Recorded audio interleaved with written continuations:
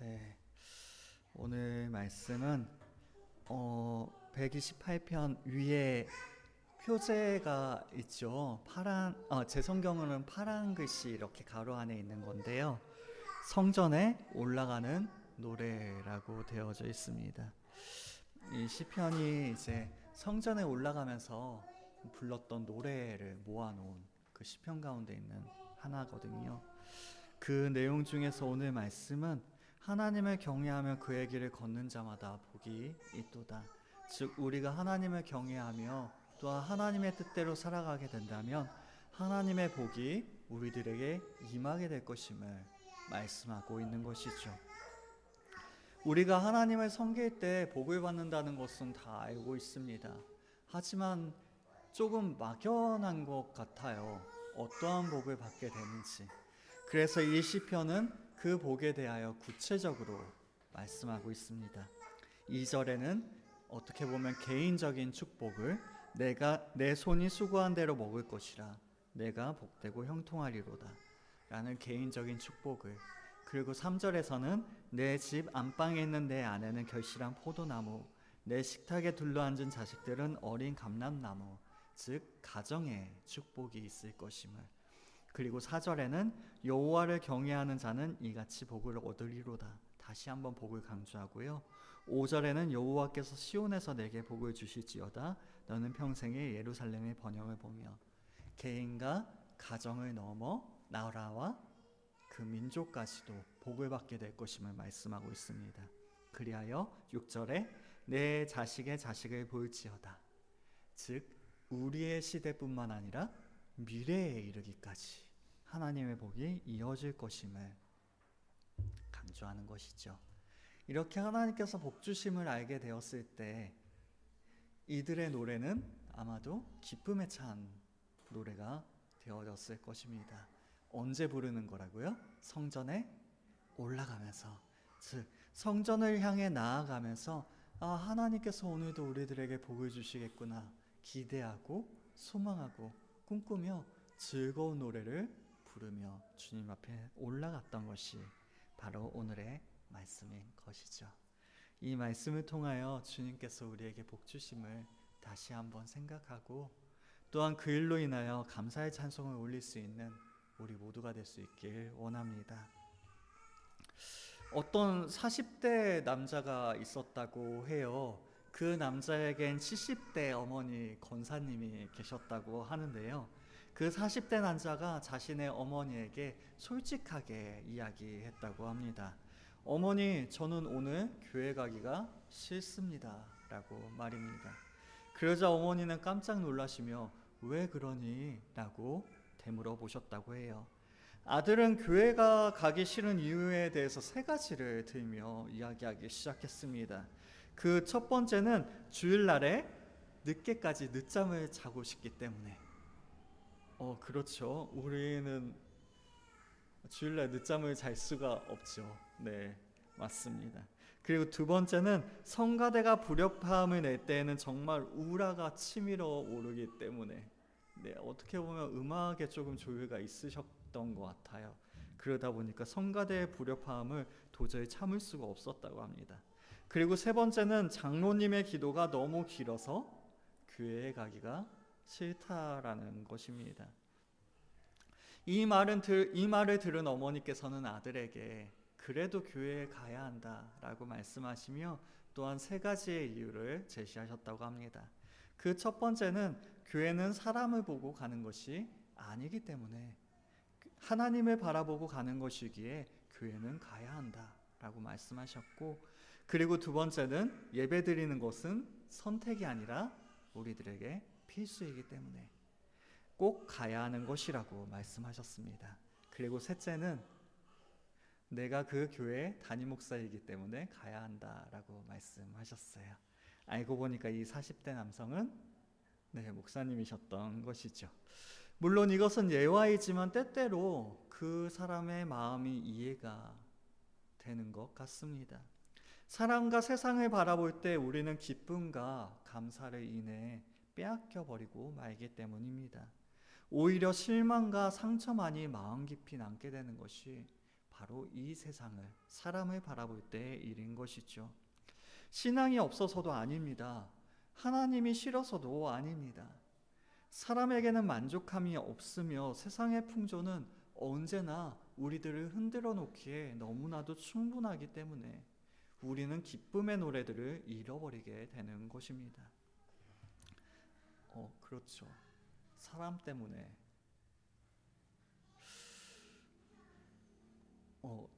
우리도 사람이네요.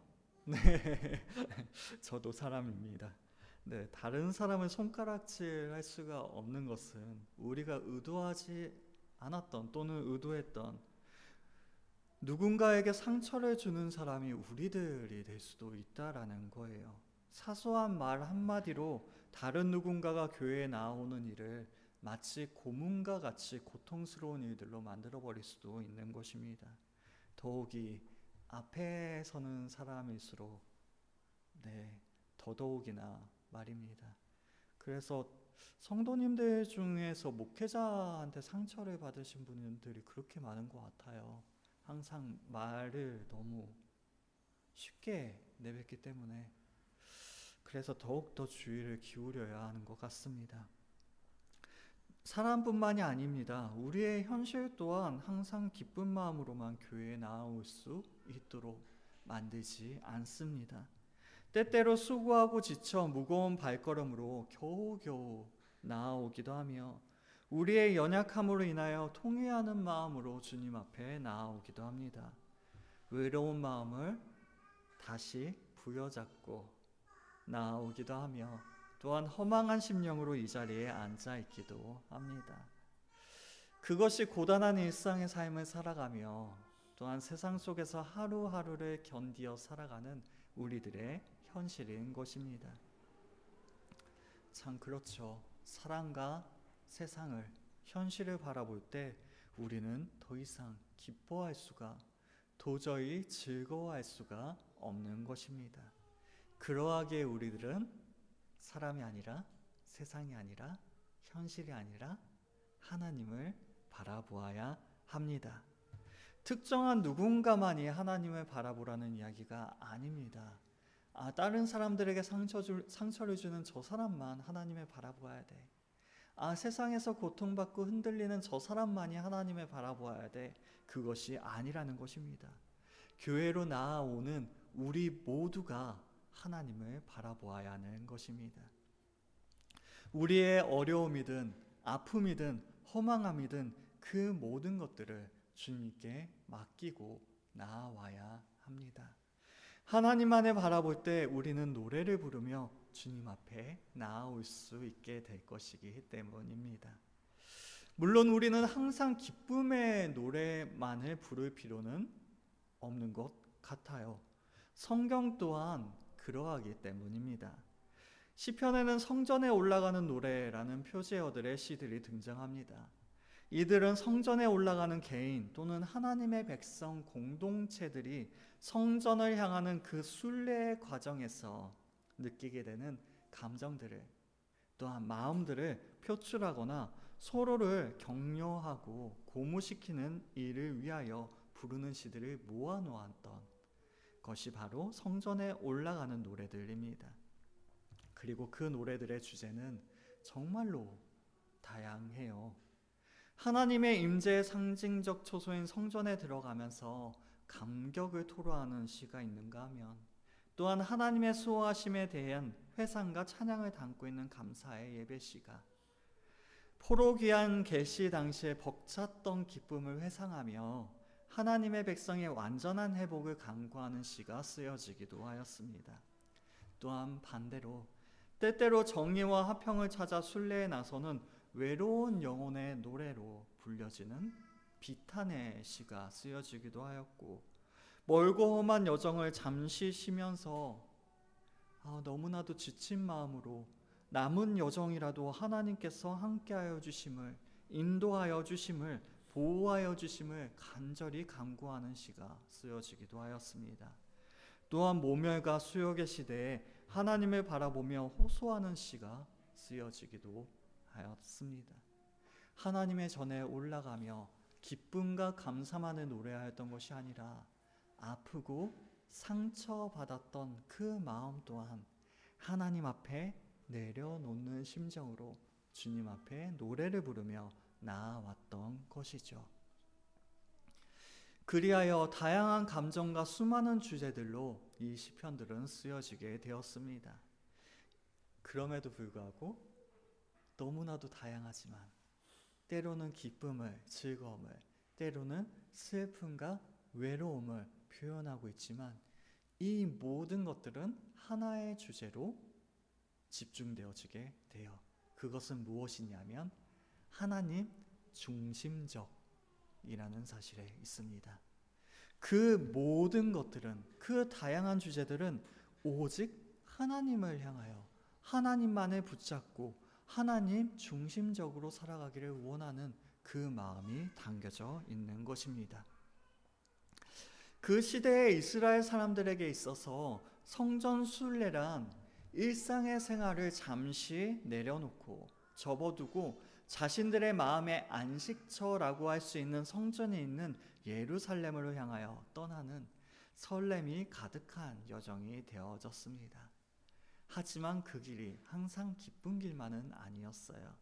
그 시대의 순례의 길은 현대의 기술력을 누리며 살아가는 우리들로서는 상상조차 할 수 없을 만큼 험악한 길이었습니다. 기대와 설렘을 가지고 떠나는 이들에게, 그리고 험한 순례의 길을 걷고 있는 이들에게 이 성전 순례 시편들을 가슴을 울리는 절실한 노래가 되어졌을 것입니다. 세속의 삶을 떠나 하나님과의 관계 회복에만 전념하는 절실한 소망과 경건한 마음이 함께 어우러진 노래가 불려졌던 것입니다. 그리고 그 노래를 부르며 성전을 향해 나아갔던 그 여정은 오직 하나님만을 바라보는 길이 되어졌던 것입니다. 그러한 여정 가운데 불렀던 노래는 성전을 중심으로 살아가는 성도들이, 또한 우리들이 누리는 보호와 축복, 구원의 기쁨이 어떠한 것인지에 대하여 우리들에게 알려주고 있는 것이죠.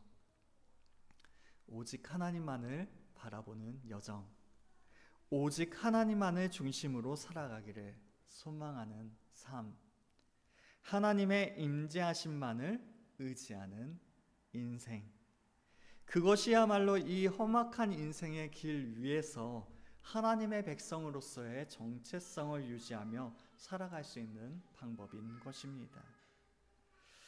더욱이 성전은 하나님의 임재의 상징적 처소였습니다. 이는 하나님께서 성전에만 계시다는 이야기가 아니라, 다시 말해 하나님께서는 교회에만 계신다는 이야기가 아닌 것입니다.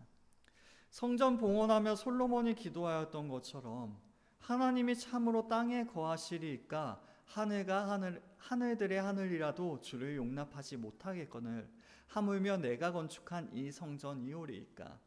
하나님께서는 성전이라는 한 장소에만 머무시는 분이 아니시라는 것입니다. 그럼에도 불구하고 성전은 하나님의 임재를 상징적으로 나타내어주는 거처가 되어졌습니다. 이해하시겠죠? 성전에만 하나님이 계시기 때문에 하나님의 임재가 이곳에만 있다라고 이야기하는 것이 아니라 성전을 통하여 하나님께서 우리와 함께 하심을 경험할 수 있게 되기 때문에 성전은 이러한 역할을 하고 있는 것입니다. 하나님께서는 성전에만 머무시는 분이 아니심을 우리는 기억해야 하는 것입니다. 그럼에도 불구하고 우리는 하나님을 너무나도 사랑하기에 주의 궁전에서의 한날을 다른 곳에서의 첫날보다 낮게 여기는 것입니다. 하나님의 임재를 너무나도 소망하기 때문에 그저 하나님의 임재의 상징적 처소일 뿐인 이 성전마저도 사랑하는 것입니다. 하나님의 함께 하심을 그 무엇보다도 갈망하기 때문에 주의 전에 함께 머물기를 기뻐하며 즐거워하는 것입니다. 하나님께서 여기에만 계시기 때문에 우리가 여기에 머물기를 좋아하는 것이 아니라 우리가 하나님을 사랑하며 하나님께서 언제나 우리와 함께하여 주시기를 갈망하고 소망하기 때문에 주의 임재의 상징적인 처소 교회마저도 우리는 사랑하며 존귀히 여기는 것이죠. 더욱이 우리 주님께서는 그토록 귀중한 보혈로 값주고 교회를 사셨습니다. 그러하게 주님의 몸된 교회를 우리는 존귀히 여기는 것입니다. 그렇습니다. 성전에 올라가는 노래들은 우리의 인생을 여호와 하나님 중심으로 살아야 한다는 영원한 진리를 우리들에게 가르쳐주고 있는 것입니다. 그럼에도 우리들은 어떠합니까?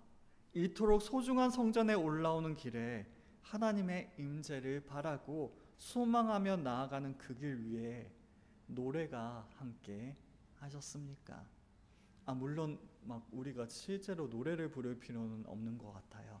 우리의 마음 속에서 또한 우리가 주님을 향한 그토록 간절한 소망들 속에서 노래가 되어지면 되는 것 같습니다. 오늘 교회 오실 때 주님을 향한 노래가 있으셨는지요? 진짜 이상한 거는요, 주일 아침만 되면 정말 이상하리만큼 마음 상하는 일들이 자꾸 생겨요.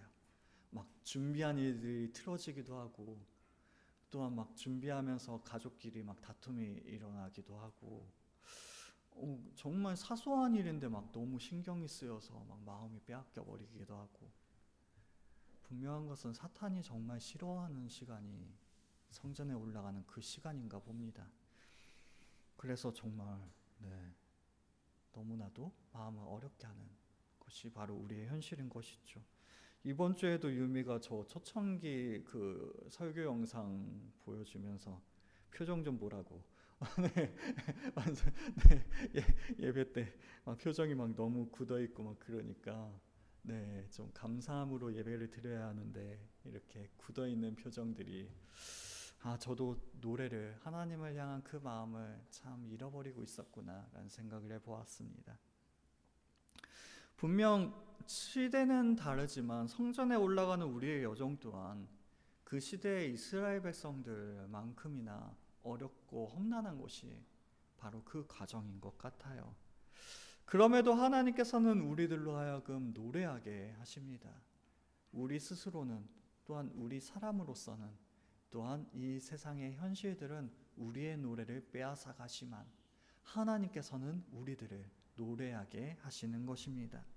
우리가 하나님만을 바라보며 그 임재 앞으로 나아갈 때 우리들에겐 놀라운 축복을 하나님께서 허락하시기 때문입니다.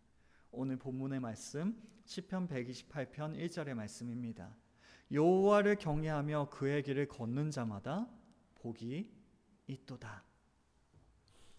모든 축복은 하나님으로부터 기인합니다. 하나님이 없는 축복은 있을 수가 없어요. 우리가 하나님의 풍성한 축복에 참여하기를 원한다면 우리가 무엇을 행하여 하는지를 분명히 알게 해주는 대목인 것이죠. 즉 하나님을 떠난 축복은 없기 때문에 우리가 축복을 누리기를 원한다면 그 하나님을 바라보고 의지해야만 하는 것입니다. 조금 더 구체적으로 이 시편은 두 가지의 방법에 대하여 우리에게 말씀하고 있습니다. 그 첫 번째 방법은 여호와를 경외하는 것입니다. 여호와를 경외하며, 여기에서 사용된 경외라는 단어는 존경하는 또는 두려워하는 이라는 뜻을 지닌 단어입니다. 그것은 마치 두려움과 같지만 일반적인 두려움이 아니라 조금 더 복합적인 두려움이라고 이야기할 수 있을 것 같아요. 이 경외에 대해서는 저는 이러한 예화를 들기를 참 좋아하는데요. 경외도 두려움이죠. 맞아요. 하지만 두려움을 좀 넘어선 두려움입니다. 예를 들자면 교회에 우리 여기 문 앞에 호랑이가 있다고 생각을 해봅시다. 상상이 좀 안 되기 때문에 좀 덜 무서울 수도 있어요. 하지만 그 호랑이가 정말 여기 바로 앞에서 울기 시작하면 아마도 우리 예배실까지도 가득 찬 울음소리가 커다랗게 들려지게 될 거예요. 그리고 정말 큰일 난 건 뭐냐면 하필 그 호랑이와 우리의 사이를 막아주는 이 문이 유리라는 사실이죠. 언제 깨져서 호랑이가 뛰어들지 모르는 그 상황에 처하게 될 것입니다. 그때 우리가 느끼게 되는 감정은 두려움이에요. 별로 감정이입이 안 되셔서 별로 안 들어오실 수도 있는데요. 아마 우리 어머니들은 강하셔서 두려움보다는 내 자식을 보호해야 된다는 생각을 더 하실 수도 있겠지만 일반적으로 우리가 느끼게 되는 것은 바로 두려움인 것입니다. 그게 어떻게 보면 순수한 두려움이에요. 반면에 교회 문 앞에 우리가 존경하는 위인과 같은 어떤 훌륭한 사람이 서 있다고 생각을 해봅시다. 저는 이순신 장군님처럼 뒤에 좀 그런 분들이 굉장히 존경스러운 것 같아요. 그러한 사람이 서 계신다면 너무 대단한 분이 서 계시기 때문에 혹여라도 내가 실수를 할까봐 혹은 정말 너무 존경하는 분이니까 어렵죠. 네, 우리는 마땅히 두려움을 느끼게 됩니다. 하지만 동시에 두려움만이 아니라 존경과 또는 이렇게 훌륭한 사람을 내가 만날 수 있구나 설렘 또한 감격, 애정 그 모든 것들이 포함된 마음이 우리 안에 들게 될 것입니다. 마찬가지입니다. 하나님을 경외한다는 것은 분명 하나님을 두려워하는 일입니다. 하지만 그 두려움이 전부가 아니라 신앙적이고 인격적인 의미에서 존경이 포함된, 사랑이 포함된, 또한 감격이 포함된 그러한 의미를 지니게 됩니다. 나아가 그러한 마음만을 품는 것이 아니라 의롭고 경건한 삶을 사는 것까지 예배의 삶도 포괄하는 의미를 지니는 것이 바로 이 경외라는 단어입니다. 즉 하나님을 모시고 그분을 높이며 경외하는 의롭고 경건한 삶을 사는 것까지도 포함하는 것이 바로 경외라는 것입니다. 그리고 하나님을 경외하는 이것은 하나님의 풍성한 축복에 참여하는 두 번째 방법과 맞물려져 있어요. 하나님의 축복에 참여하는 두 번째 방법은 그의 길을 걷는 일입니다. 진실로 복된 사람은 하나님을 두려워하고 경외하는 가운데에서 하나님의 길을, 하나님의 뜻을 구하고 선택하며 그 길을 걷는 사람인 것입니다. 여기에서 말하는 길은 그냥 단순히 도로와 같이 그냥 길이라는 의미가 아니라 삶의 방식 또는 행동의 방식이라는 의미를 포함하고 있습니다.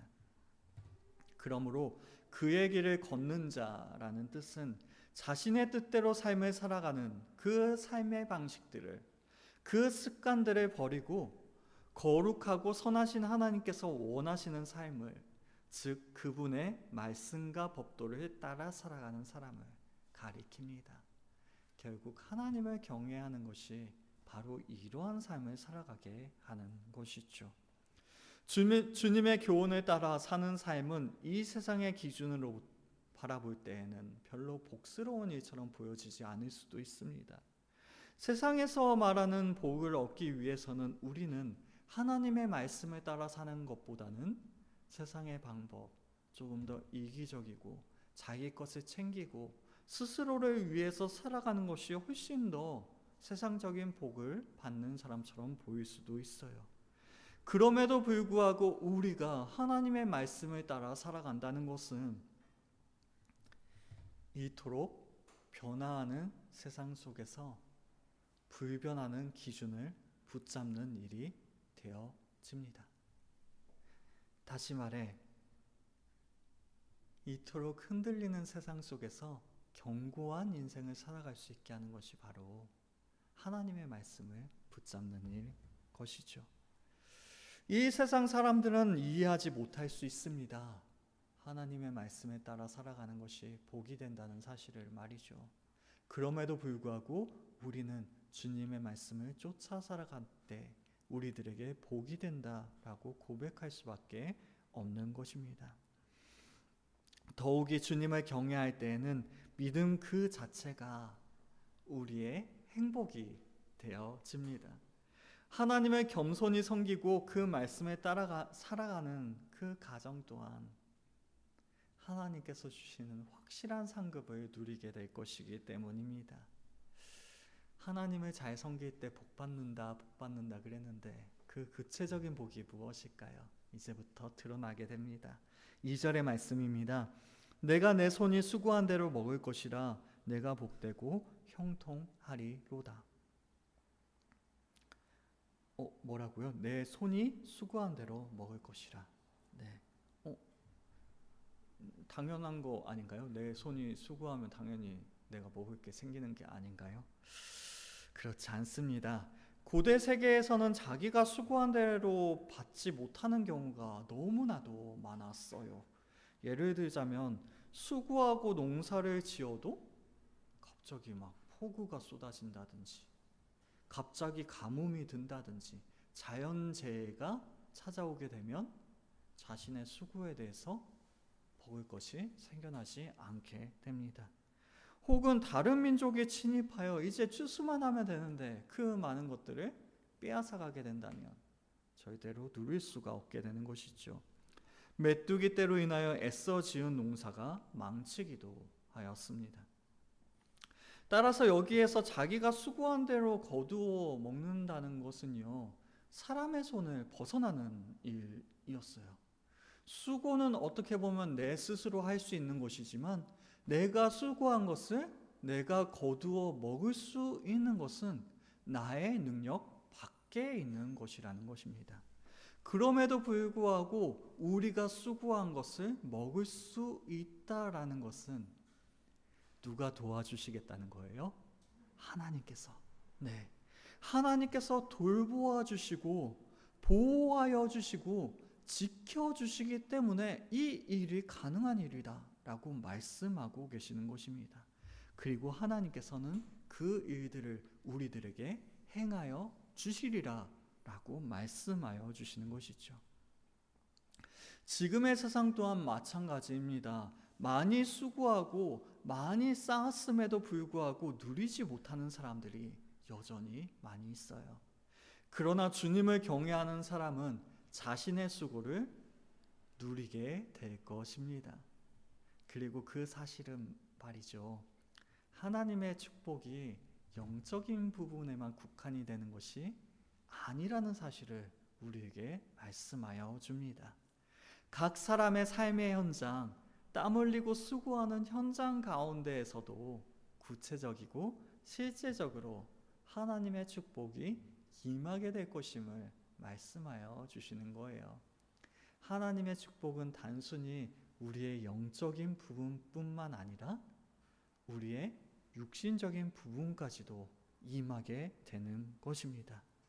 즉 그 축복을 우리에게 누리게 하여 주시겠다라고 약속하여 주시는 것이죠. 어떠한 사람들에게? 하나님을 경외하며 하나님의 길을 걷는 사람들에게. 삶의 현장뿐만이 아닙니다. 하나님을 경외하는 가정에도 주님께서 복을 내려주십니다. 3절의 말씀입니다. 내 집 안방에 있는 내 아내는 결실한 포도나무 같으며 내 식탁에 둘러앉은 자식들은 어린 감람나무 같으리로다. 가정의 행복을 두 그루의 나무로 묘사하고 있습니다. 하나님을 경외하는 가장의 아내는 결실한 포도나무로, 또한 그의 자식은 어린 감람나무. 감람나무가 뭔지 아시나요? 올리브 나무예요. 올리브유. 우리 올리브유 할 때 그 올리브 나무입니다. 올리브 나무로 그리고 있는 것입니다. 이 두 나무는요, 이스라엘 땅에서 가장 귀중한 열매를, 가장 소중한 열매를 맺는 두 나무였어요. 그러하게 사람들이 가장 좋아하는 나무가 바로 포도나무와 감람나무, 올리브 나무였던 것입니다. 아내가 바로 포도나무가 되어지며 자녀들이 올리브 나무가 되어진다라고 말씀하고 있는 것이죠. 포도나무를 아시죠? 포도나무는 그 자체로는 강하지가 않습니다. 줄기들이 이렇게 말고 올라가죠.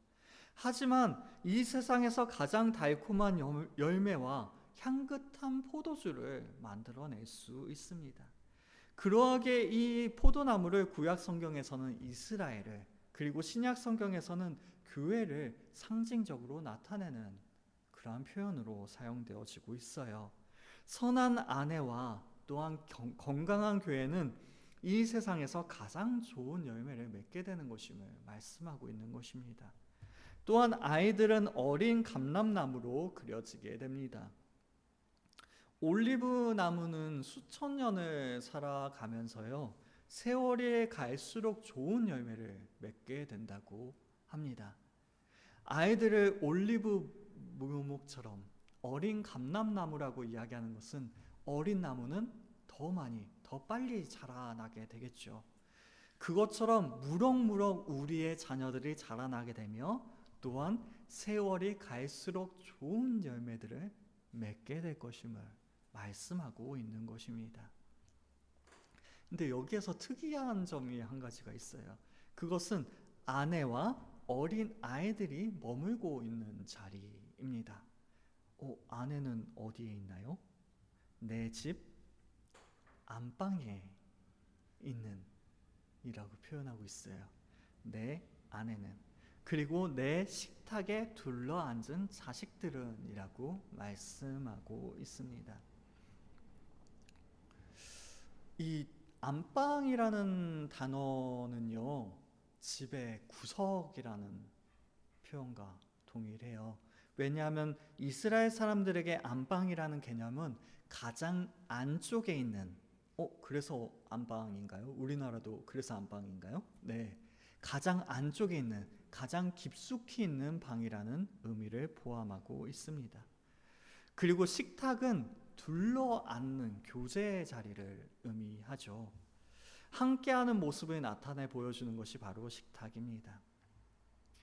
그럼 안방이 왜 중요할까요? 집의 가장 구석까지도, 가장 끝부분에 있는 그곳까지도, 다시 말해 집안의 구석구석, 온 모든 부분까지도 하나님의 복이 가득하게 될 것임을, 그리고 식탁을 말씀하고 있는 것은 둘러앉아 함께 기쁨과 교제가 가정에 움트게 될 것임을 주님께서는 약속하여 주시는 것입니다. 실제로 그러해요. 하나님을 경외하고 하나님을 잘 섬기는 가족은 대체로 화목하게 되어집니다. 대체로라고 말씀드리는 이유가 있죠. 언제나 사람의 일이기 때문에 예외가 있어요. 그럼 우리 집은 왜 이렇게 화목하지 못했는가? 네, 그쵸. 우리가 하나님을 잘 붙잡지 못하였기 때문인 것이에요. 그래서 실제로 청소년기의 사춘기를 심하게 겪는 아이들과 그렇지 않은 아이들을 좀 살펴보면요, 그래도 가정 안에 믿음이 올바로 세워진 가정의 아이들이 조금 덜 사춘기를 심하게 겪습니다. 그것을 바라보았을 때 하나님의 그 축복이, 또한 평화가, 화평이 우리 가운데 머물 수 있는 것은 바로 주님을 경외하는 사람들이 모인 가정이기 때문이다라고 이야기할 수 있겠죠. 그렇죠? 네. 화목한 가정이셨나요? 네. 너무 조심스러워서. 네. 그렇다고 여러분들 왜 하나님 안 섬기셨어요? 막 비난을 못 하겠어요. 아시죠? 네. 저도 이번 주에 연우한테 어저께였죠? 쥐어 터져가지고 네. 뉴스에 막 피가 철철 났었는데, 네. 그러다 보니까 제가 하나님을 온전히 섬기지 못하였구나 회개를 해보게 됩니다. 네, 아니에요. 그게 지표가 되진 않아요. 아시겠죠? 네. 그럼에도 불구하고 우리를 화목하게 하시는 분이 하나님이시기에 그 하나님을 바라볼 때 우리는 이러한 축복을 누리게 되는 것입니다. 아직 끝나지 않았습니다. 하나님을 경외하면 개인과 가족뿐만이 아니라 공동체 또한 복을 받게 됩니다. 5절의 말씀입니다. 여호와께서 시온에서 내게 복을 주실지어다. 너는 평생에 예루살렘의 번영을 보며. 하나님을 경외하는 경건한 가족은 가족 이기주의에 매몰되지가 않아요. 이게 정말 놀라운 일인데요. 자신들이 받은 복을 공동체 속에서 나누는 자리까지 나아가게 됩니다. 하나님을 경외하며 하나님의 복을 누리는 사람들은 말이죠.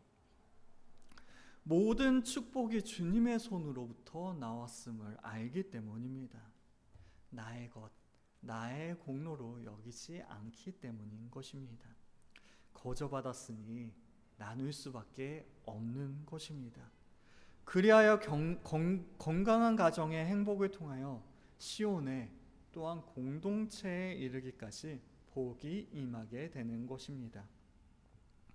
성도들의 행복은 공동체를 떠나서는 존재할 수가 없습니다. 이 노래가 성전에 올라가는 노래인 것과 같이 주님의 임재를 경험할 수 있는 공동체를, 주님의 말씀을 듣고 나눌 수 있는 성전을 떠나서는 하나님의 복을 건강하게 누릴 수가 없는 것입니다. 따라서 개인이 받은 축복은 예배와 사회 영역에 이르기까지 더 넓은 맥락으로 나아갈 수밖에 없습니다.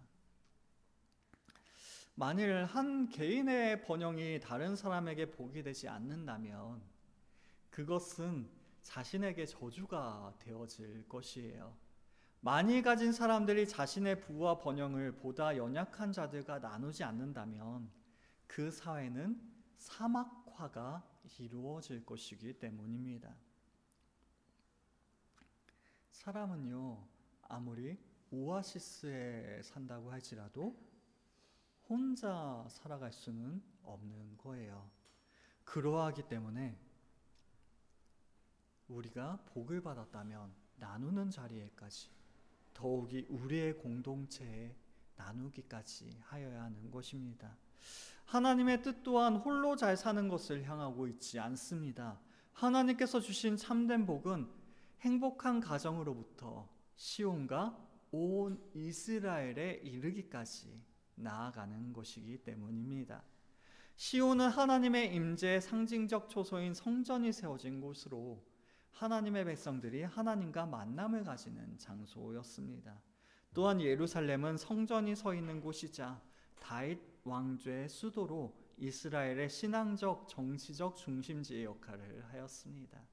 즉, 교회 공동체뿐만이 아니라 나라에 이르기까지 그 복이 퍼져나아가야 함을 말씀하고 있는 것이죠. 또한 동시에 예루살렘은 하나님의 백성들 전체를 포괄하는 표현입니다. 즉, 시온과 예루살렘의 복과 번영은 신앙 공동체 전체가 복을 누리게 되는 것임을 우리에게 말씀하여 주시는 것이지요. 이를 평생에 볼 것이라 라고 표현하고 있는데, 이 표현은 하나님을 경외하는 사람이 흔들림이 없이 평생에 평안과 축복을 누리게 될 것임을 노래하고 있는 것입니다. 그렇죠. 우리만 복받았다고 기뻐할 것이 아닙니다. 그 복은 나누어 주어야 하는 것이에요. 교회 안에선 어떠합니까? 은혜 받은 사람이 은혜 받지 못한 사람들을 도와주고 돌보아 주어야 해요. 그래서 저는 권사님들을 굉장히 사랑합니다. 그 인생 가운데 수많은 하나님을 향한 그 경험들을 항상 이야기해 주셨거든요.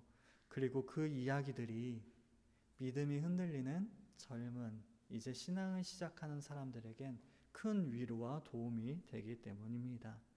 또한 우리 남성분들은 또 남성분들의 그러한 방법들이 있는 거죠.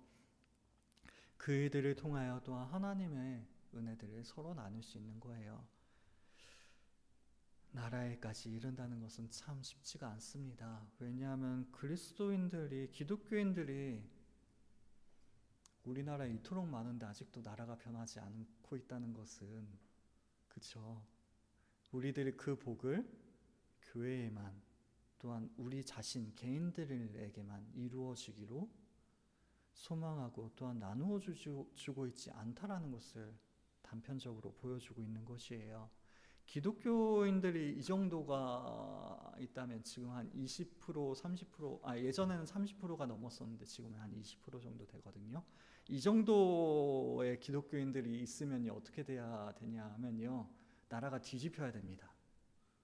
실제로 그랬어요. 역사적으로 그 초대교회나 이러한 것들을 보았을 때에도 사람들이 오히려 20%보다 적은 그리스도인들이 있었는데도 나라가 완전 바뀌어 버렸어요. 근데 올해는 20%가 넘는데도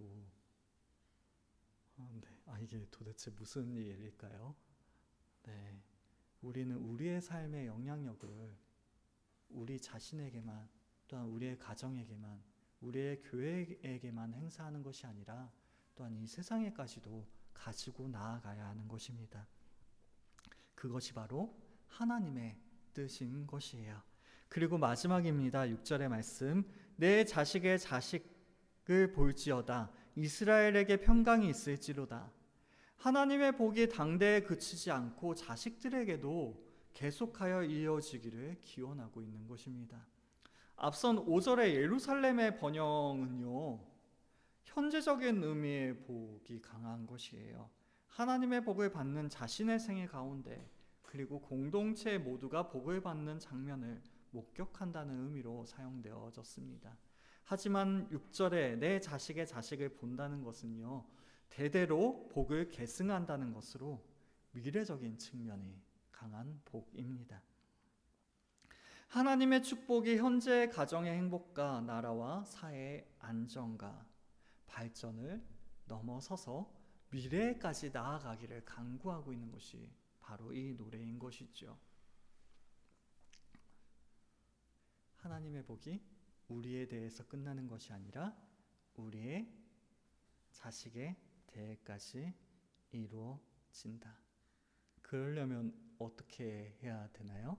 복은 어떻게 받죠? 하나님을 경외함으로. 그 이야기가 무엇인가요? 우리가 하나님을 경외함으로 복을 받았다면 우리의 자식 또한 복받기 위하여서 하나님을 경외하여야 함을 말씀하고 있는 것입니다.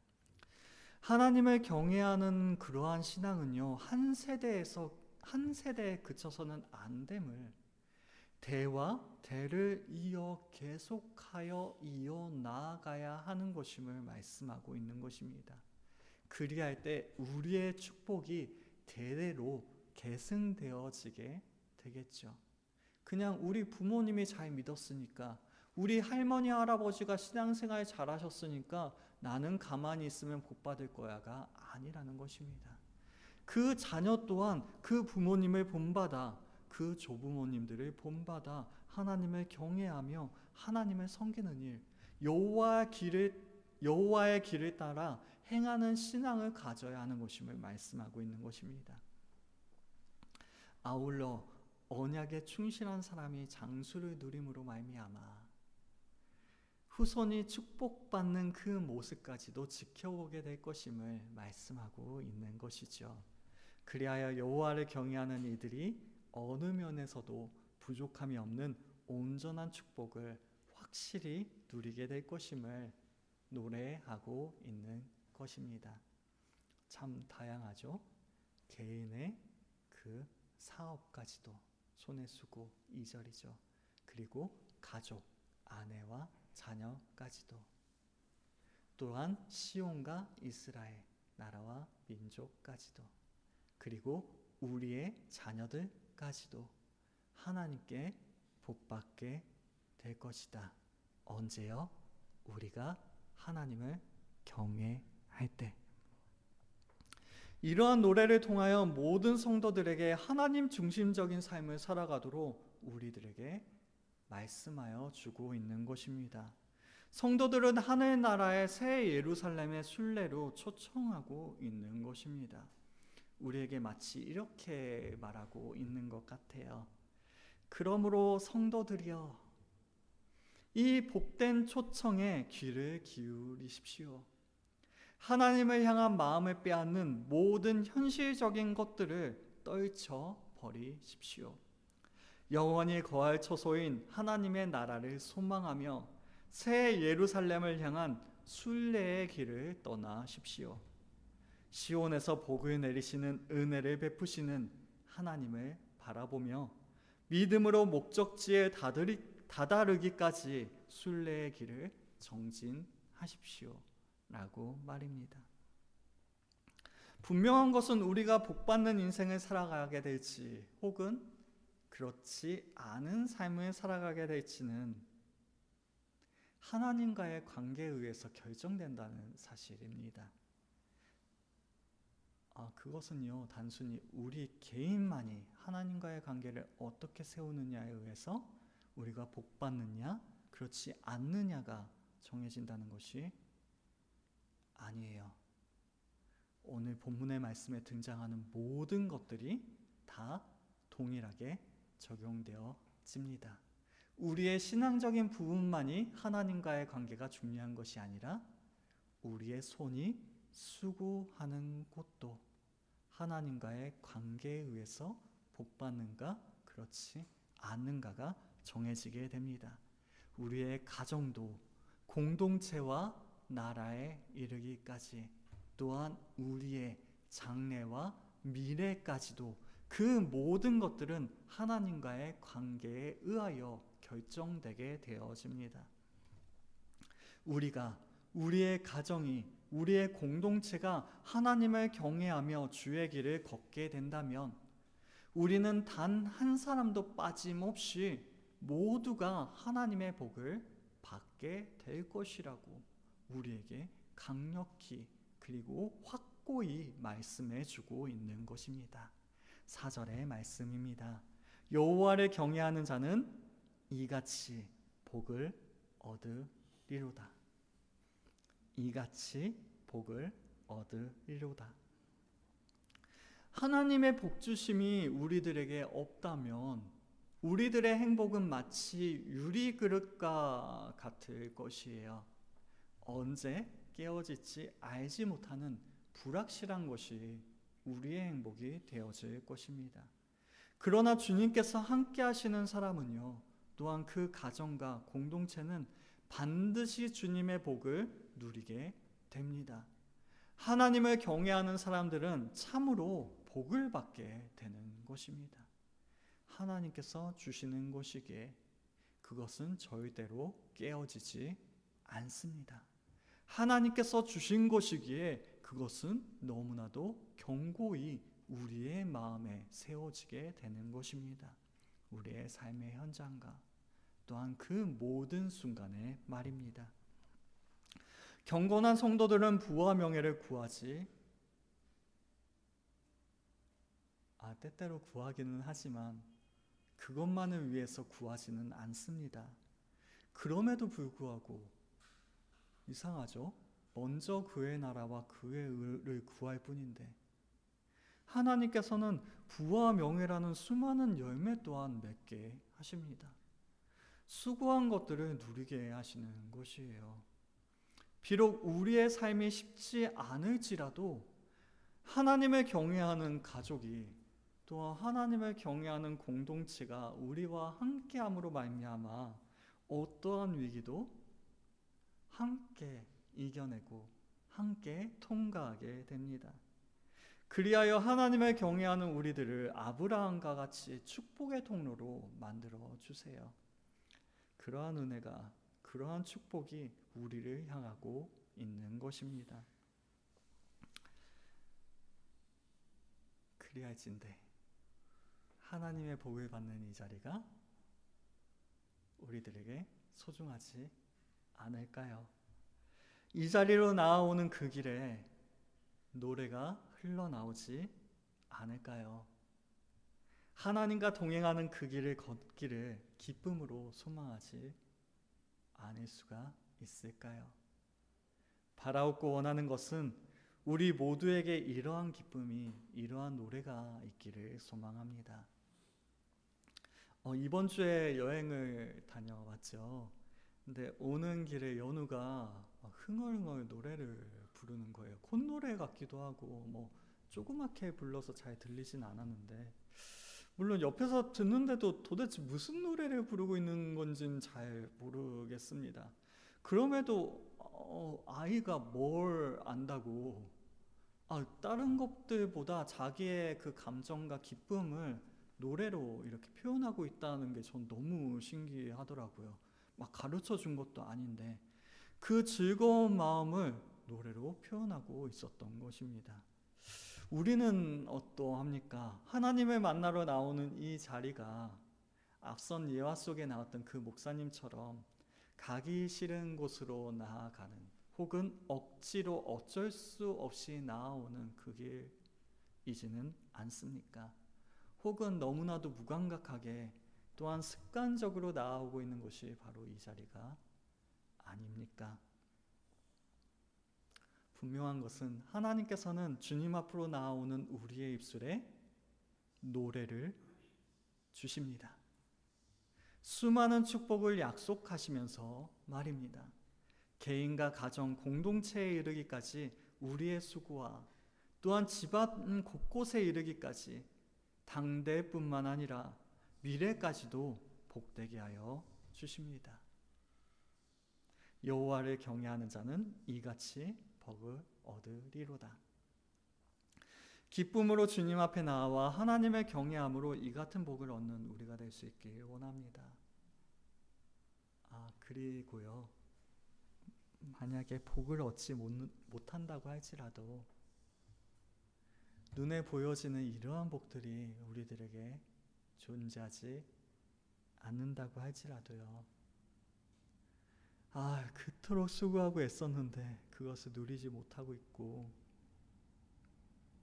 그토록 사랑하는 가정이 깨어져서 아픔을 당하고 있고, 사랑하는 공동체에서 외면을 당하거나 또한 그 나라 가운데에서 어려움을 겪고 있으며, 현재도 어려운데 미래까지도 도저히 어려움이 끝나지 않을 것만 같은 그러한 고통 가운데 있을지라도, 그리하여 나는 도대체 복을 누리고 있지 못한다는 생각이 들지라도, 가장 중요한 것은요, 하나님께서 함께 하십니다. 이보다 더 좋은 복이 없는 그 복으로 하나님께서는 채워주세요. 사실 오늘 말씀을 정하게 된 것은 우리가 하나님과 동행함에 대해서 우리가 계속해서 같은 주제로 이어왔잖아요. 즉 하나님을 경외하며 그의 길을 걷는 자, 하나님과 함께 걸어가는 사람의 복에 대해서 말씀하고 있는 것입니다. 즉 이러한 복을 허락하시는 그 하나님과 함께 걷는 것이 사실은 가장 큰 축복인 것이죠. 그 복을 하나님께서는 우리들에게 허락하여 주십니다. 그러하기에 우리의 생각보다, 우리가 원하는 것보다 현실적인 복이 작다고 여겨질지라도 낙심치 않을 수 있는 우리가 될 수 있기를 원합니다. 하나님께서는 더욱더 큰 복을 이미 우리들에게 허락하여 주신 것입니다. 이 사실을 깨달음으로 우리의 입술에 감사와 또한 노래가 회복되어지는 그 은혜가 있기를 원합니다. 그리하여 복의 근원이 되시는 하나님께 감사와 찬송을 올려드리는 우리, 하나님을 만나는 우리의 예배를 사모하며 노래함으로 이 자리에 나아올 수 있는 우리 모두가 될 수 있기를 주님의 이름으로 축원합니다. 함께 기도하시겠습니다. 이 시간 기도하실 때에는 주님께서 우리에게 허락하여 주신 그 많은 복으로 인하여 아버지께 더욱 감사할 수 있는 우리가 될 수 있기를 기도하시며, 또한 그리함으로 말미암아 우리의 입술에 노래가, 하나님을 향한 찬송이 회복되어지는 은혜가 있기를 주님 앞에 이 시간 함께 기도하시겠습니다.